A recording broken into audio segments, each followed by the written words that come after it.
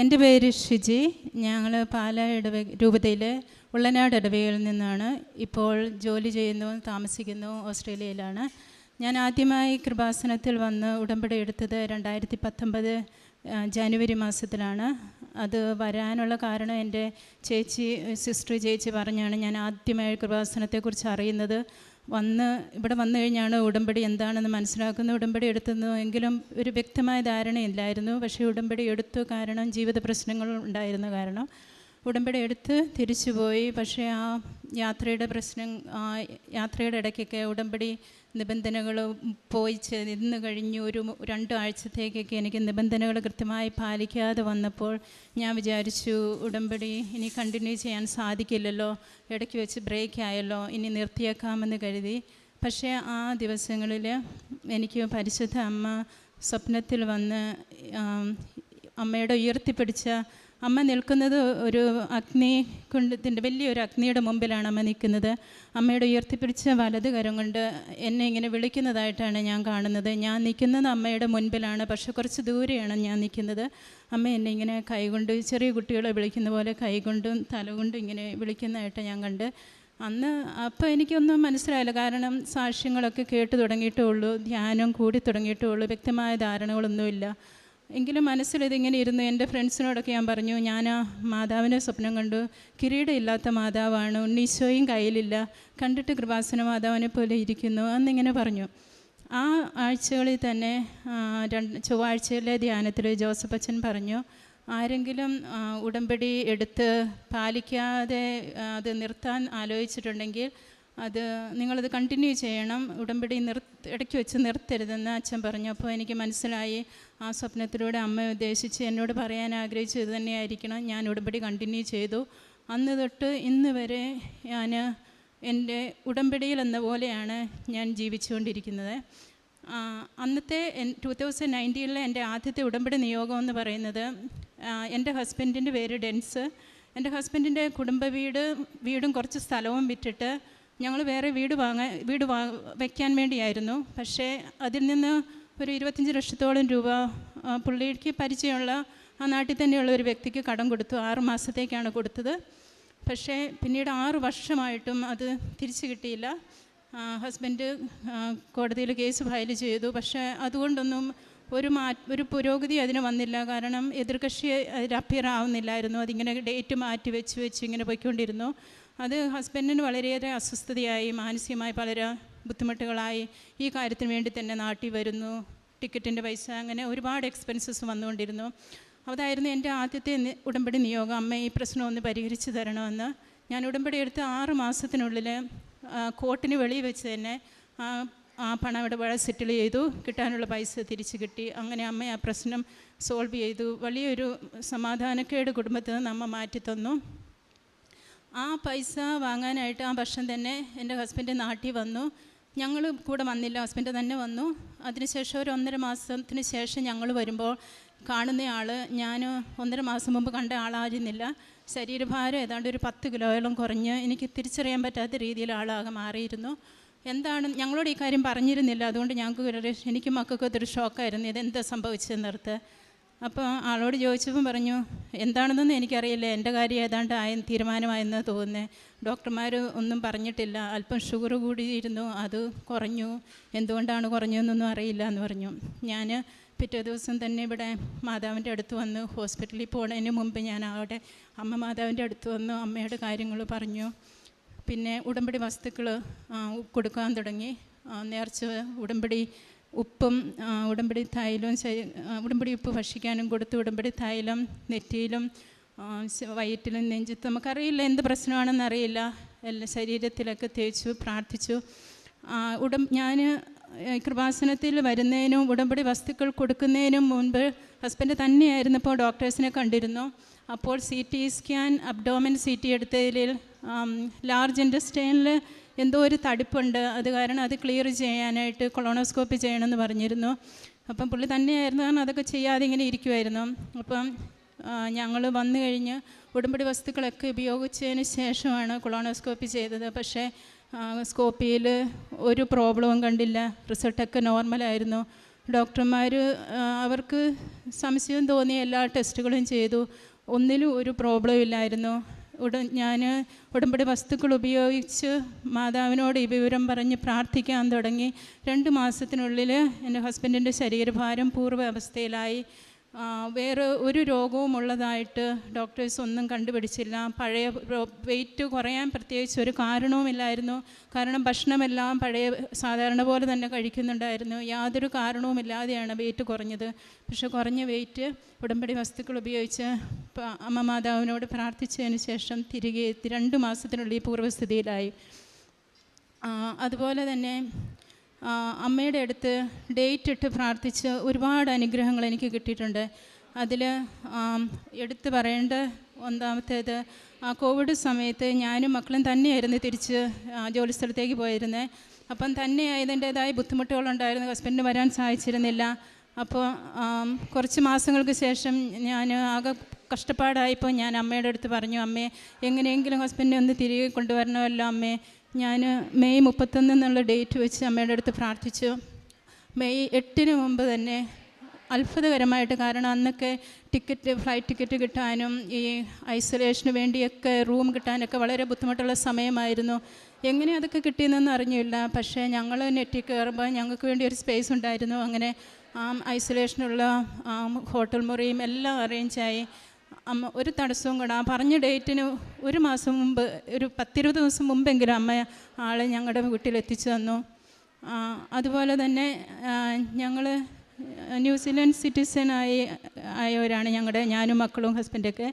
അപ്പോൾ Indian citizenship മാറിക്കഴിഞ്ഞാൽ Indian passport surrender ചെയ്യുന്നതിന് ഒരു കാലാവധിയുണ്ട്. അപ്പോൾ ഈ കോവിഡ് സമയത്ത് ഞങ്ങൾ ഇന്ത്യയിലായിരുന്ന കാരണം കോവിഡ് മുഖാന്തരം ഞങ്ങൾ ഒരു 10 മാസം ഇവിടെ സ്റ്റക്കായിരുന്നു. ആ കാരണങ്ങളാലൊക്കെ ഞങ്ങൾക്ക് യഥാസമയം ഇത് പാസ്പോർട്ട് സറണ്ടർ ചെയ്യാൻ സാധിച്ചില്ല.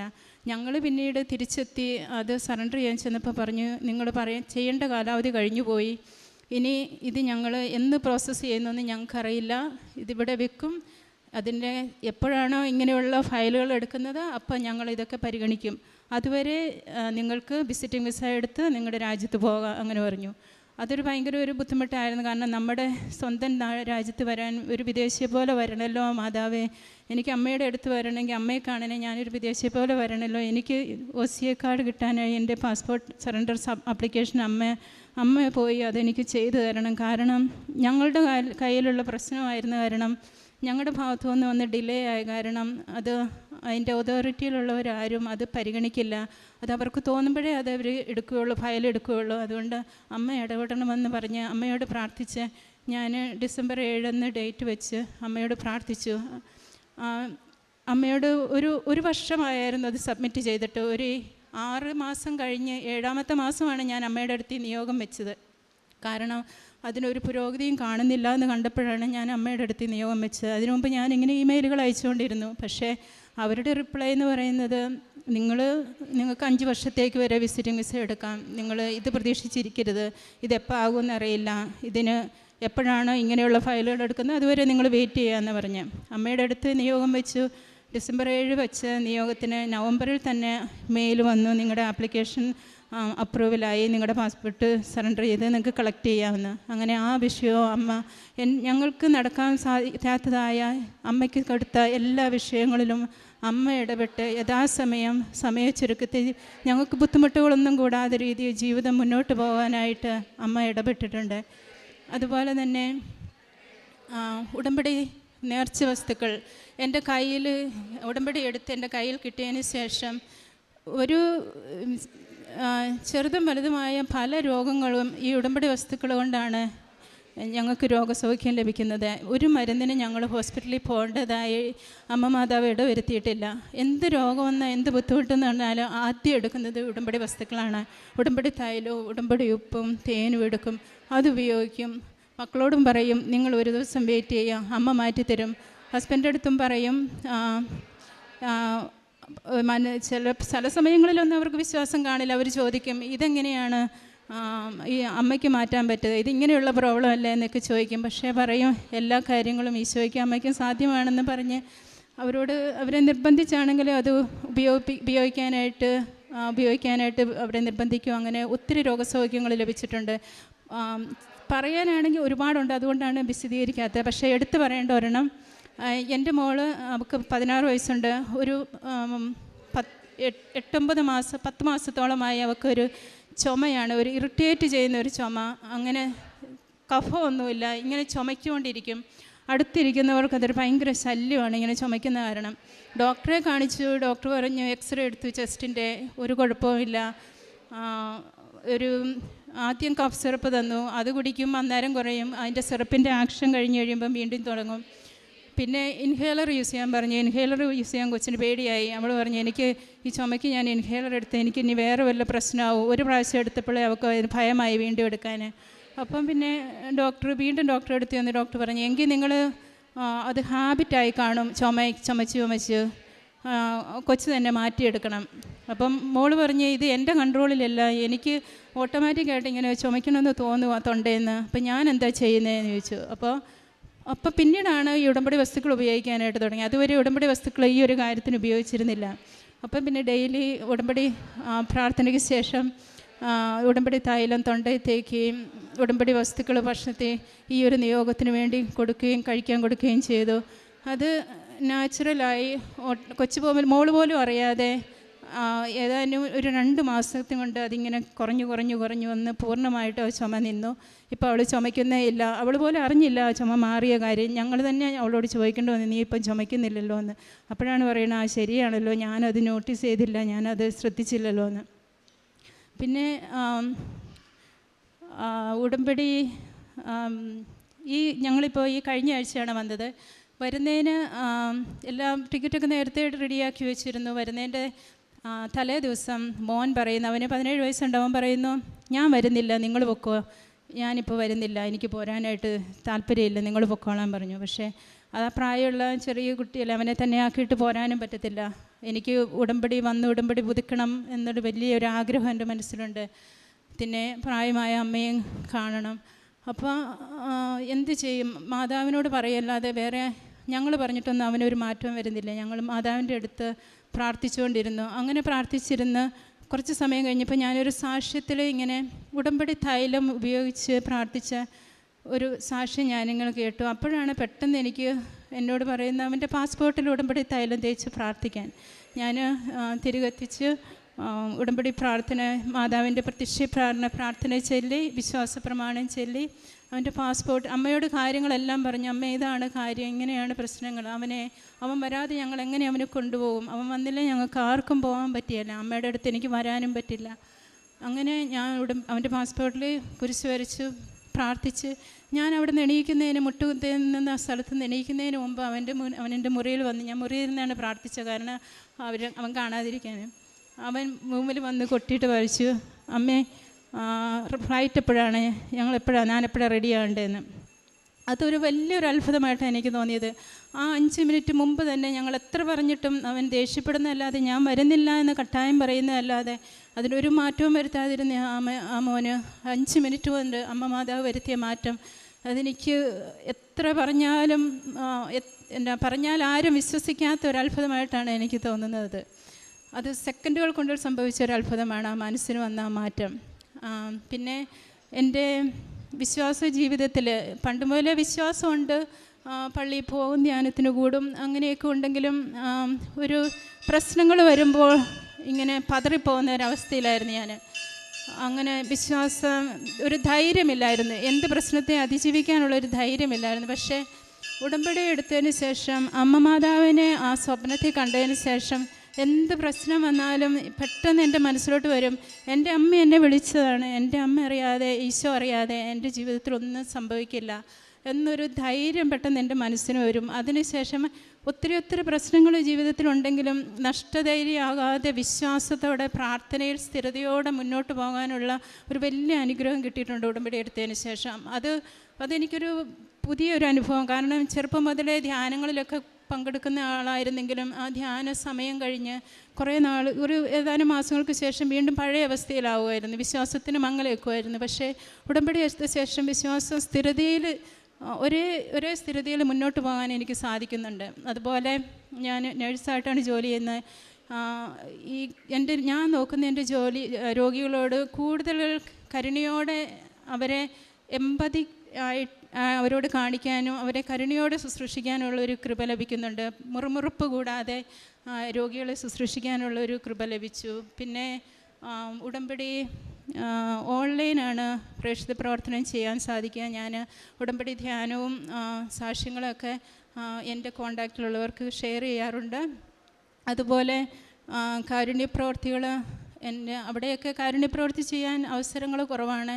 അത് കാരണം പറ്റുന്ന രീതിയിലെല്ലാം ചെയ്യുന്നുണ്ട്. അതുപോലെ നാട്ടിൽ അവസരം കിട്ടുന്നവർക്ക് കാരുണ്യപ്രവർത്തി ചെയ്യാറുണ്ട്. പിന്നെ ദിവ്യബലിയിൽ സംബന്ധിക്കാൻ ബുദ്ധിമുട്ടുകളുണ്ടെങ്കിലും കഷ്ടപ്പാടും ബുദ്ധിമുട്ടുണ്ടെങ്കിലും ദൂരം ഉണ്ടെങ്കിലും എല്ലാം അതൊരു പ്രശ്നമായിട്ട് തോന്നാതെ പറ്റുന്ന ദിവസങ്ങളിലെല്ലാം ദിവ്യബലിയെ സംബന്ധിക്കാൻ സാധിക്കുന്നുണ്ട്. അതിനു മുമ്പ് മടി പിടിച്ചിരിക്കുമായിരുന്നു. അയ്യോ ഇത്രയും ദൂരം പോകണമല്ലോ, സാരമില്ല, ഇനി ഒരു ദിവസത്തെ ഓഫുള്ളൂ, അടുത്ത ദിവസം പോകാം എന്നങ്ങനെയൊക്കെ പറഞ്ഞിരിക്കുമായിരുന്നു. പക്ഷേ അങ്ങനെയുള്ള ചിന്തയെല്ലാം മനസ്സിൽ നിന്ന് പോയി. തന്നെയല്ല, ഒരു ദിവസം ഉള്ളൂ എങ്കിൽ പോലും ദിവ്യകാരുണ്യ ഈശോയുടെ അടുത്ത് കുറച്ച് സമയമെങ്കിലും ചിലവഴിക്കാനൊരു മനസ്സ് കിട്ടുന്നുണ്ട്. അത് മാക്സിമം ഇരിക്കാനായിട്ട് നോക്കും. കാരണം ഇരിക്കുന്തോറും നമുക്ക് ഈശോയോടുള്ള സ്നേഹം കൂടുന്നതായിട്ട് തോന്നുന്നുണ്ട്. അതൊക്കെ എനിക്കൊരു പുതിയ അനുഭവങ്ങളാണ്. എനിക്ക് അങ്ങനെയുള്ള ചിന്തകളൊന്നും ഇതിനു മുമ്പില്ലായിരുന്നു. അതെല്ലാം ഉടമ്പടിക്ക് ശേഷം വന്നിട്ടുള്ളതാണ്. അതുപോലെ ഈശോയോട് മറ്റുള്ളവർ കാണിക്കുന്ന സ്നേഹക്കുറവിന് പരിഹാരമായിട്ട് ഈശോയെ ഞാൻ നിൻ്റെ കൂടെ ഇരിക്കാമെന്നുള്ള ഒരു മനോഭാവം കിട്ടിയതൊക്കെ ഈ ബഹുമാനപ്പെട്ട ജോസഫ് അച്ഛൻ്റെ ഉടമ്പടി ധ്യാനങ്ങളിൽ നിന്ന് ഉൾക്കൊണ്ട പ്രചോദനം കൊണ്ടാണ് അങ്ങനെയുള്ള ചിന്തകളൊക്കെ മനസ്സിലേക്ക് വരുന്നത്. ഇസ്രായേൽ ഭവനത്തിൽ നിന്ന് ഞാൻ എൻ്റെ മുഖം ഇനിമേൽ മറയ്ക്കുകയില്ല, എന്തെന്നാൽ എൻ്റെ ആത്മാവിനെ ഞാൻ അതിന്മേൽ അയച്ചിരിക്കുന്നു. എസെക്കിയേൽ പ്രവാചകൻ്റെ പുസ്തകം 39-ാം അധ്യായം 29-ാം തിരുവചനമാണ്.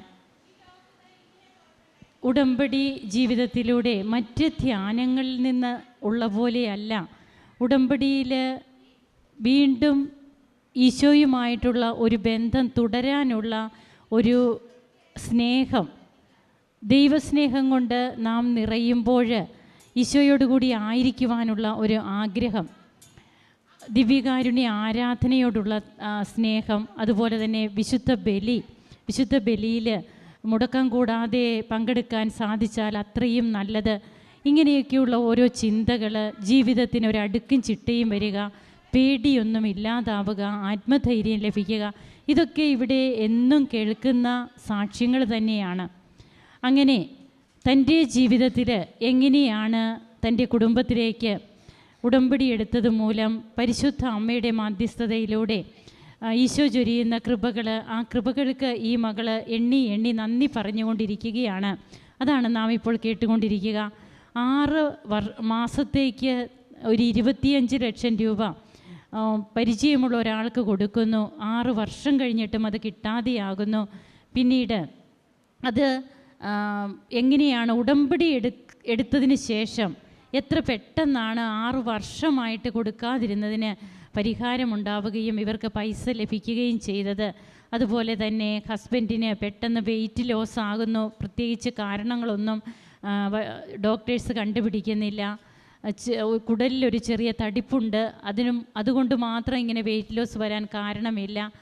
അങ്ങനെയൊക്കെ പറയുമ്പോൾ ഉടമ്പടി നേർച്ച വസ്തുക്കൾ ഉപയോഗിക്കുമ്പോൾ പിന്നീട് ആ മകൻ പൂർവാധികം തനിക്ക് നഷ്ടപ്പെട്ടു പോയ ആ വെയിറ്റൊക്കെ വീണ്ടും ആ മകന് നല്ല ആരോഗ്യമുള്ള ഉന്മേഷമുള്ള മകനായിട്ട് പിന്നീട് തിരിച്ചു വരികയാണ്. പ്രത്യേകിച്ചും മെഡിസിനോ അതിൻ്റെ ഒന്നും ആവശ്യം വേണ്ടി വന്നില്ല എന്നാണ് നാം കേട്ടത്. അതുപോലെ മക്കളുടെ ജീവിതത്തിൽ എങ്ങനെയാണ് അമ്മ ഇടപെടുന്നത്? എല്ലാറ്റിലും ഉപരിയായി അമ്മ നമ്മുടെ കൂടെയുണ്ട്, നമ്മുടെ കാര്യത്തിൽ ഇടപെടുന്നുണ്ട്. 2004 സമയഘടികാരവും നെഞ്ചിൽ ചാർത്തിക്കൊണ്ട് കൃപാസനം അൾത്താരയിൽ പ്രത്യക്ഷപ്പെട്ട പരിശുദ്ധ അമ്മ ഇന്നും ജീവിക്കുന്ന സാന്നിധ്യമായി നമ്മുടെ ഇടയിലുണ്ട് എന്നുള്ളതാണ് അമ്മ നമുക്ക് സ്വപ്നത്തിലൂടെയോ അല്ലെങ്കിൽ നമ്മുടെ അടുത്ത് സുഗന്ധ അഭിഷേകമായി ഒക്കെ കടന്നു വരുന്നത്. അമ്മ ഈ മകൾക്ക് പ്രത്യക്ഷപ്പെട്ട്, അതായത് സ്വപ്നത്തിൽ ഈ മകളെ മാടി വിളിച്ചു എന്നാണ് പറയുക. തൻ്റെ ഉടമ്പടിയെക്കുറിച്ചൊരു ഡൗട്ട് തോന്നുമ്പോൾ ബഹുമാനപ്പെട്ട VP ജോസഫ് അച്ഛൻ പിന്നീട് അടുത്ത ഉടമ്പടി ധ്യാനത്തിൽ അതിനെക്കുറിച്ച് ഈ മകളോട് പറയുന്നത് പോലെ അച്ഛൻ ഉടമ്പടി ധ്യാനത്തിൽ പറഞ്ഞു എന്ന് നാം കേൾക്കുകയുണ്ടായി. അങ്ങനെ അമ്മയിൽ നിന്ന് അകലുവാൻ അമ്മ ആഗ്രഹിക്കുന്നില്ല. നമ്മുടെ ജീവിതം അമ്മയോട് ചുറ്റപ്പെട്ട ഒരു ജീവിതമായിട്ട് മുമ്പോട്ട് കൊണ്ടുപോകുമ്പോൾ നമുക്ക് കിട്ടുന്ന കൃപകൾ ഈ മകളുടെ കുടുംബത്തിൽ പിന്നീട് ഒരു വലിയ രോഗങ്ങളോ അല്ലെങ്കിൽ എന്തെങ്കിലും ഒരു ചെറിയ അസുഖം വന്നാൽ തന്നെ എല്ലാം ഉടമ്പടി നേർച്ച വസ്തുക്കളിലൂടെ തന്നെ മാറുന്നു. മകൾക്ക് 1 വർഷത്തോളമായിട്ടുണ്ടായിരുന്ന കണ്ടിന്യൂസ് ആയിട്ടുണ്ടായിരുന്ന ചുമ, അതിന് മരുന്നൊക്കെ എടുത്തതാണ്, ഇൻഹേലർ വരെ ഉപയോഗിക്കാൻ പറഞ്ഞു. എന്നാൽ പിന്നീട് ഉടമ്പടി നേർച്ച വസ്തുക്കളിലൂടെ അതെങ്ങനെ മാറുന്നു. അതുപോലെ പ്രായപൂർത്തിയായ മക്കൾ, അവർ മാതാപിതാക്കൾ പറയുന്നതിന് അനുകൂലമല്ലാത്ത രീതിയിലൊക്കെ അവരുടെ ഭാഗത്തുനിന്ന് ഡിസിഷൻ വരുമ്പോൾ അതൊക്കെ എങ്ങനെയാണ് അമ്മയോട് പ്രാർത്ഥിച്ച് 5 മിനിറ്റ് കഴിഞ്ഞപ്പോൾ ആ മകൻ തന്നെ വന്ന് കൂടെ വരാം, അതായത് അവൻ വരില്ല, നാട്ടിലേക്ക് വരില്ല എന്ന് ശാഠ്യത്തോടെ പറഞ്ഞ മകൻ പിന്നീട് അതെങ്ങനെ മാറുന്നു. ഇതിലൊക്കെയാണ് ഒരു അമ്മ നമ്മുടെ കൂടെ വന്ന് നമ്മുടെ മക്കൾക്ക് വേണ്ടി അമ്മ എങ്ങനെയാണ് കുടുംബത്തിലെ കാര്യങ്ങൾ ക്രമപ്പെടുത്താൻ വേണ്ടി നമ്മുടെ സ്വർഗീയ അമ്മ നമ്മോടൊപ്പം ഉള്ളതെന്ന് നമുക്ക് മനസ്സിലാക്കുവാൻ കഴിയും. പരിശുദ്ധ അമ്മയുടെ ജീവനുള്ള സാന്നിധ്യം അത് തിരിച്ചറിയുന്നതിനുള്ളൊരു കൃപ നമുക്ക് വേണം. ആ കൃപയ്ക്കായിട്ടാണ് നാം പ്രാർത്ഥിക്കേണ്ടത്. നാം ഒത്തിരിയേറെ പ്രാർത്ഥിച്ചത് കൊണ്ട് മാത്രമായില്ല. ഈശോയെ സ്നേഹിച്ച് ഈശോയോടൊപ്പമുള്ള ഒരു ജീവിതം നാം നയിക്കുമ്പോൾ നമ്മുടെ കുടുംബത്തിലുള്ള അമ്മയുടെയും ഈശോയുടെയും സാന്നിധ്യം തിരിച്ചറിഞ്ഞ് നമ്മുടെ മക്കളെയും അതനുസരിച്ച് വളർത്തുവാനുള്ള അനുഗ്രഹത്തിനായി പ്രാർത്ഥിച്ചുകൊണ്ട് കരങ്ങളടിച്ച് ഈശോയും അമ്മയ്ക്കും നമുക്ക് നന്ദി പറയാം. ദൈവത്തെ മഹത്വപ്പെടുത്താം. യേശുവേ നന്ദി, യേശുവേ സ്തുതി, യേശുവേ ആരാധന. അത്യപൂർവ ദൈവാനുഭവങ്ങൾ ഇനി നിങ്ങൾക്കും സ്വന്തം. ഈ യൂട്യൂബ് ചാനൽ ഇതുവരെ സബ്സ്ക്രൈബ് ചെയ്തിട്ടില്ലെങ്കിൽ ഇപ്പോൾ തന്നെ സബ്സ്ക്രൈബ് ചെയ്യുക. ഈ വീഡിയോ ഇപ്പോൾ തന്നെ നിങ്ങളുടെ സുഹൃത്തുക്കൾക്ക് ഷെയർ ചെയ്തുകൊണ്ട് കർത്താവിൻ്റെ പ്രേക്ഷിതരാകുക.